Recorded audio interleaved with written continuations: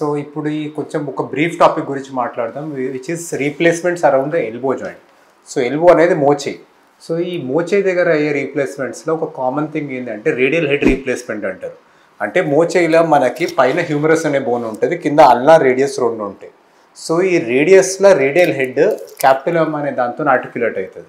So ఈ radial head కొన్నిసార్లు injury వల్ల దానివల్ల షాటర్ అవుతుంది, అంటే చిట్లిపోతుంది అండ్ మనకి ఫిక్స్ చేయలేని అన్ని పీసెస్కి ఇరిగిపోతుంది.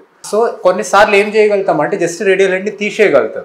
కానీ సమ్టైమ్స్ ఏమైందంటే రేడియల్ హెడ్ ఇంజురీతో పాటు వేరే సైడ్ లిగమెంట్ కూడా ఇంజూర్ అవుతుంది ఆర్ ఎల్బో డిస్లోకేట్ అవుతుంది. ఇటువంటి దాంట్లో రేడియల్ హెడ్ని జస్ట్ ఎక్సర్సైజ్ చేసేస్తే చాలా అన్స్టేబుల్ ఉండొచ్చు. సో ఆ సిచ్యువేషన్స్లో రేడియల్ హెడ్ని రీప్లేస్ చేసే ప్రాసెస్ ఉంటుంది మనకి, that is called radial head replacement. ఇది కాకుండా టోటల్ ఎల్బో రీప్లేస్మెంట్ ప్రాసెస్ కూడా ఉంటాయి, వేర్ ఎల్బోని కూడా మనకి ఏదైనా సివియర్ ఆర్థరైటిస్ వల్ల కానీ ఇంకేమైనా ఇష్యూ వల్ల కానీ మన ఎల్బో ఫంక్షన్ డిస్రప్ట్ అయిందంటే, మనకి మూమెంట్ లేదు, స్టెబిలిటీ లేదు అంటే ఎల్బో రీప్లేసింగ్ ప్రాసెస్ కూడా ఉన్నాయి, కానీ they are not as widely used as మనకి hip and knee replacements. So ఇది ఒక కామన్ ఓవర్వ్యూ మన ఎల్బో రీప్లేస్మెంట్స్ గురించి. సో కామన్గా radial head replacement is done where radial head is fractured or radial neck is fractured and surgery చేసి fix చేయలేనంత damage ఉంటే అండ్ అదర్వైజ్ అన్స్టేబుల్ అంటే కొలాటరల్ లిగమెంట్ ఇంజరీస్ ఉన్నాయి, డిస్లొకేషన్ ఉన్నదంటే ఆ సిచ్యువేషన్స్లో రేడియల్ హెడ్ రీప్లేస్మెంట్ చేస్తాం. Thank you.